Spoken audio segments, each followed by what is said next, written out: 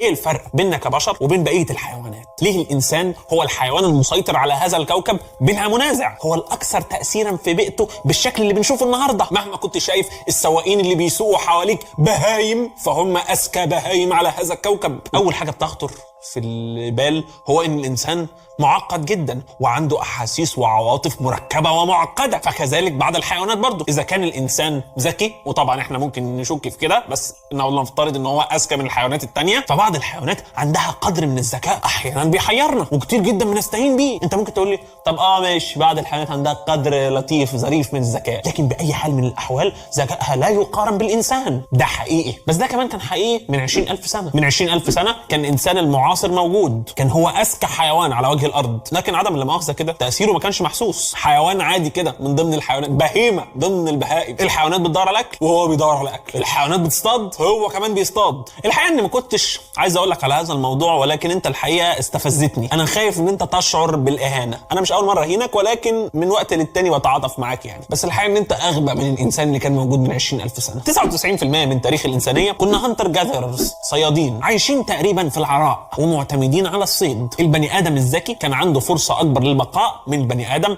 الاقل ذكاء. لكن عزيزي المشاهد، عالمنا المعاصر ما فيهوش هذا النوع من التحدي. ممكن تبقى غبي وتعيش عادي جدا، ممكن تبقى مريض وتاخد ادويه وتعيش عادي جدا. المهم ممكن تبقى شخص غبي وتعيش عادي جدا، وجينات الغباء بتاعت سعادتك تفضل تنتشر وتقرفنا احنا بقى. انت خسران حاجه؟ ما انتش خسران حاجه.